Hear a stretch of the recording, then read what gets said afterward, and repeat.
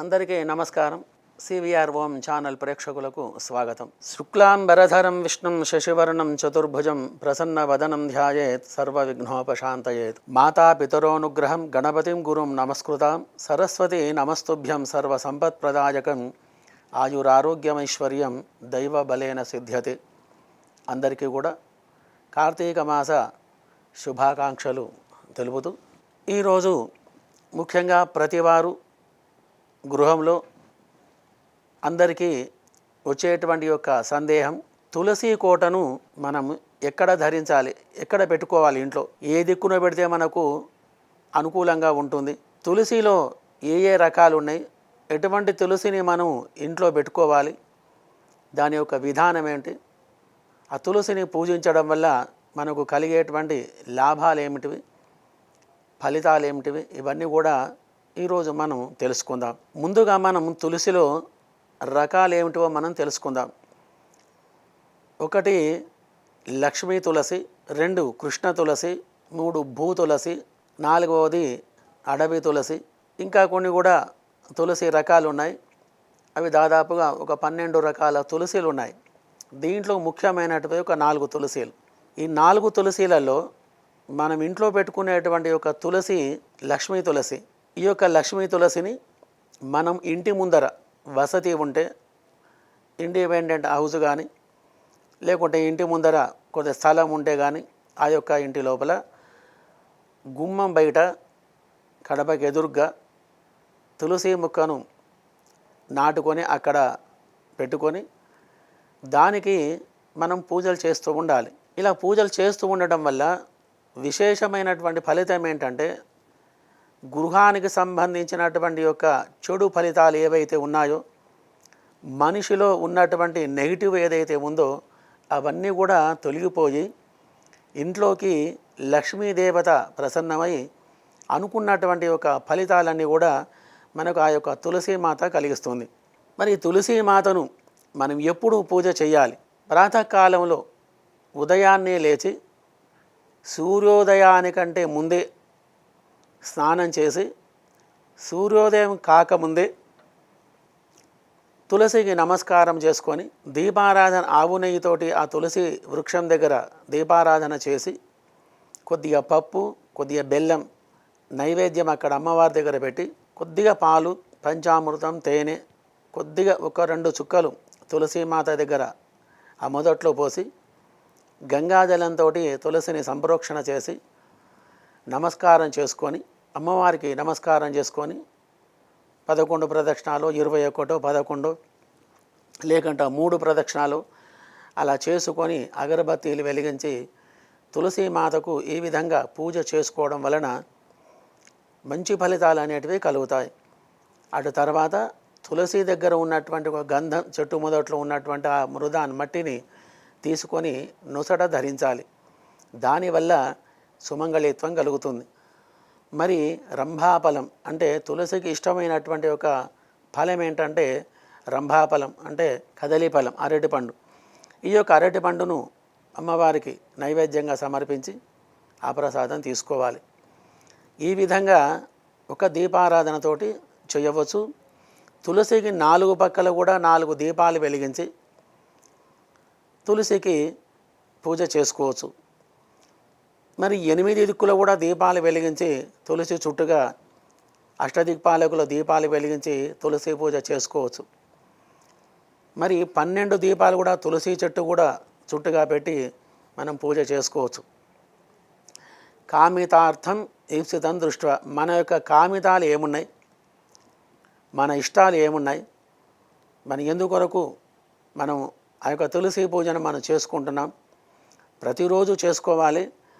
కాకపోతే విశేషంగా మన మనసులో ఉన్నటువంటి ఒక కోరికను అమ్మవారికి చెప్పుకొని 11 రోజులు మౌన దీక్షతోటి తులసి ప్రదక్షిణాలు కానీ తులసి యొక్క పూజ చేసుకునేటప్పుడు కానీ ఎప్పుడు కూడా మధ్యలో మాట్లాడకుండా ఉండాలి. అలా మాట్లాడకుండా మౌనంగా మీ యొక్క కోరికను మనసులో తలుచుకుంటూ 11 రోజులు దీక్ష తీసుకొని తులసీమాతకు ప్రదక్షిణాలు చేస్తూ మేము చెప్పిన విధంగా ఆ పూజ చేసుకున్నట్టయితే 12వ రోజున మీ యొక్క కోరిక అనేది నెరవేరుతుంది. కోరిక నెరవేరటానికి నిదర్శనం ఏంటి అంటే, తులసి దగ్గర మీ కూర్చున్నప్పుడు తులసి యొక్క మొక్క అనేది మీదకు వంగి ఉంటుంది. అది భక్తి శ్రద్ధలతో చేస్తే కనుక ఆ యొక్క నిదర్శనం అనేది మనకు అవుపడుతుంది. మరి కాబట్టి ఎవరైనా కానీ తులసీమాతను పూజ చేసుకునేటప్పుడు స్నానం చేసి బొట్టు పెట్టుకొని గంధం అలంకరించేసుకొని తులసీమాత దగ్గర దీపారాధన చేసుకొని మౌన దీక్షతోటి భర్తతోటి కూడా మాట్లాడుకోకూడదు, పిల్లలతోటి కూడా మాట్లాడకూడదు. అన్నీ సమకూర్చుకొని అక్కడ పెట్టుకొని తులసి పూజ అనేది చేసుకోవాలి భక్తి శ్రద్ధలతోటి. తులసీమాతకు ఇష్టమైనటువంటి ఒక పుష్పం ఏంటంటే కలువ పువ్వు. దొరికితే ఆ యొక్క పుష్పం అమ్మవారి దగ్గర పెట్టండి. లేదంటే చామంతి పువ్వు, గులాబీ, లేకుంటే ఇంకేదైనా మీకు లభ్యమైనటువంటి ఒక పుష్పం అమ్మవారి దగ్గర పెట్టి, ఉత్తిపత్తి అని అంటారు, వస్త్రం, పత్తితోటి వస్త్రం చేసి తులసీమాతకు సమర్పించాలి. ఈ విధంగా తులసీమాత దగ్గర కూర్చొని లఘు పూజా విధానం, మీ యొక్క గోత్రం, మీ పేరు, మీ భర్త పేరు, పిల్లల పేర్లు చెప్పుకొని ఓం కేశవాయ నమః అని మంత్రం చెప్పి ఒక చుక్క నీళ్లు చేతిలో వేసుకొని తీసుకొని మరలా నారాయణాయ నమః అనేటువంటి మంత్రం చెప్పి మళ్ళీ తీసుకొని మాధవాయ నమః అని చెప్పని మళ్ళీ నీళ్లు తీసుకొని గోవిందాయ నమః అని నీళ్ల చుక్క కింద వదిలిపెట్టాలి.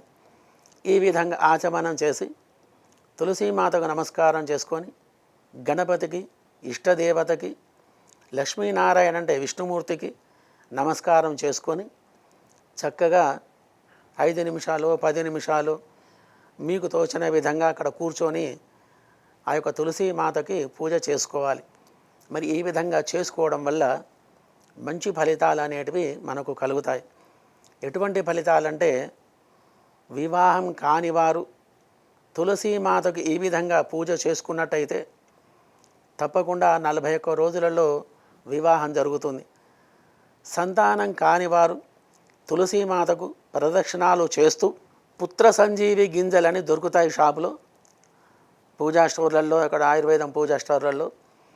ఆ గింజలను తీసుకొచ్చి ఓం శ్రీం హ్రీం శ్రీం తులసి దేవతాయై నమః అనేటువంటి ఒక మంత్రం చెప్పి ఒక గింజ అక్కడ గిన్నె పెట్టుకొని దాంట్లో వేయాలి. ఈ విధంగా 108 సార్లు 108 గింజలు అక్కడ అమ్మవారి దగ్గర పెట్టి ఆ పుత్ర సంజీవి గింజనలు పూజ అయిన తర్వాత ఒక కర్చీఫులో అవి మూట వేసేసుకొని వాటిని మీరు పడుకునేటప్పుడు మీ దిండు కింద ఆ యొక్క గింజలను పెట్టుకోవాలి. ఈ విధంగా వారం రోజులు ఆ గింజలు మీ యొక్క తలదిండు కిందనే ఉండాలి.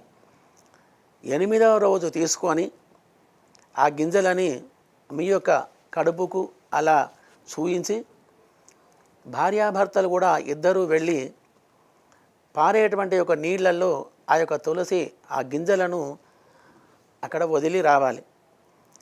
ఈ విధంగా చేయడం వలన గర్భంలో ఉన్నటువంటి ఏదైతే క్రిములు ఉన్నాయో, చెడు క్రిములు, అవన్నీ కూడా నశించిపోయి గర్భము ధరించడానికి కావలసినటువంటి యొక్క క్రిములను ఉత్తేజింపజేసి ధాతుపుష్టి కలిగించి మీకు ఉన్నతమైనటువంటి సంతానాన్ని కలుగజేస్తుంది ఆ యొక్క తులసి మాత. మరి కాబట్టి భక్తి శ్రద్ధలతోటి ఈ విధంగా సంతానం కోరుకునేవారు ఈ విధంగా చేసుకోవాలి. లేదా నీళ్లు లేవండి, పారేయడానికి వీలు లేదు అంటే ఆ తులసి ఆ గింజలు ఏవైతే ఉన్నాయో అర్చన చేసినవి, ఆ పుత్ర సంజీవి గింజలు 11వ రోజున ఇలా పూజ చేసుకొని తీసుకొని తులసి చెట్టు యొక్క మొదట్లోనే అవి పెట్టాలి ఆ మూటని. దాని మీద ప్రతిరోజు 3 ఉద్ధర నీళ్ళు అంటే 3 స్పూన్ల నీళ్లు దాని మీద పోస్తూ ఉండాలి. అలా వాటి మీద 11 రోజులు రోజు కూడా ప్రతిసారి కూడా వాటి మీద నీళ్ళ చుక్క వదులుతూ ఉండడం వల్ల అవి ఏ విధంగా అయితే నీళ్ళకి ఆ గింజలు నాని వాటి లోపల ఉత్తేజం అవుతుంటాయో అదేవిధంగా స్త్రీ గర్భం లోపల వాళ్ళు సుఖంగా ఉన్నప్పుడు దంపతులు గర్భం ఉత్తేజమై సంతానం కలుగజేయడానికి అనుకూలమైనటువంటి గర్భస్థితిని ఈ యొక్క క్రియ అనేది మనకు కలిగిస్తుంది.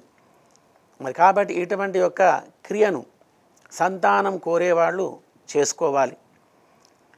మరి వివాహం కానివారు మరి ఏ యొక్క మంత్రం చెప్పుకొని తులసి పూజన చేయాలి అంటే, దేవేంద్రాని నమస్తుభ్యం దేవేంద్ర ప్రియభామిని వివాహం భాగ్యమారోగ్యం పుత్రలాభంచ దేహమే అనే ఒక మంత్రం చెబుతూ అమ్మవారు చుట్టుగా 21 ప్రదక్షిణాలు చేసి ఒక పేపర్ మీద ఈ యొక్క మంత్రాన్ని మీరు రాసుకొని ఆ పేపర్ను చుట్టి తడవనటువంటి ఒక కవర్లో దాన్ని సీల్ చేసేసి తులసి మాత చెట్టు మొదట్లో దాన్ని పెట్టి ప్రతిరోజు కూడా ఈ యొక్క మంత్రం చదువుతూ ప్రదక్షిణాలు చేసి ఒక నీళ్ల చుక్క ఆ మంత్రం ఉన్నటువంటి కవర్ మీద వదులుతూ ఉండాలి.